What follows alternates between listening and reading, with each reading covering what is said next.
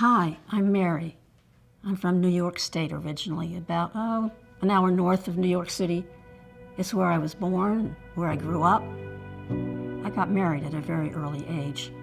I was 17. The Vietnam War was a big deal back then.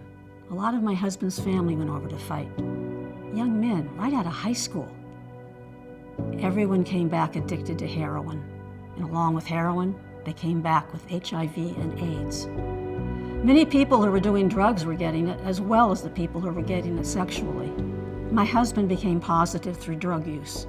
And when you live with a drug addict, you don't have a normal life. It's in turmoil all the time. And then you have HIV on top of it. This was the early 70s. Nobody knew anything about AIDS. But a lot of addicts were becoming positive. I finally got my husband to go for a test, and we went. After my husband found out that he was positive, I thought, well, okay, here we go. I'm next. But I tested negative. Even after I found out my husband had AIDS, I didn't insist on protection all the time, as I should have. And again, he was using drugs. When I finally tested positive, the first thought that went through my mind was, well, I don't have to buy any more clothes or anything because I'm not going to be around much longer.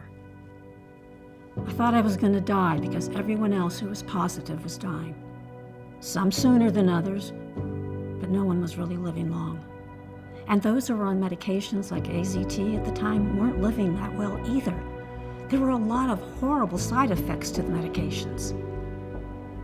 My husband and I moved around a bit, first to Kentucky and then to Northwest Pennsylvania in the 90s. After my husband died, I found out about this organization that provided the kind of support and help I needed. I think the whole staff at the time was just one case manager and one nurse. It was called Northwest Pennsylvania Alliance, and it has grown considerably since then and is now PA Thrive. Even though I was on medications and wasn't experiencing any serious illnesses when I first went to PA Thrive, they provided a lot of help in navigating the system and completing all the paperwork that was needed to receive benefits. I could depend on them for a lot of hand-holding and emotional support, as well as arranging appointments, getting groceries, and just checking up on me. I've been with PA Thrive for more than 25 years. Years ago, I became a peer advocate for PA Thrive, and I've been helping to answer questions from clients about the organization, about the services available to them, and anything that they want to know more about living with HIV. When I talk to someone who's in their 20s or their 30s, I tell them, look, you and I may not have a lot in common except for the fact that we're both living with HIV. But I'm showing you firsthand that you can do it because I'm 77. Look how long I've lived with it. I let them know that PA Thrive is there for them, but that they can also stand on their own feet and they can still live the life they want. Working with people through the organization became and still is a daily part of my life. I've met so many wonderful people who are exchanging ideas and brainstorming more ways to support patients.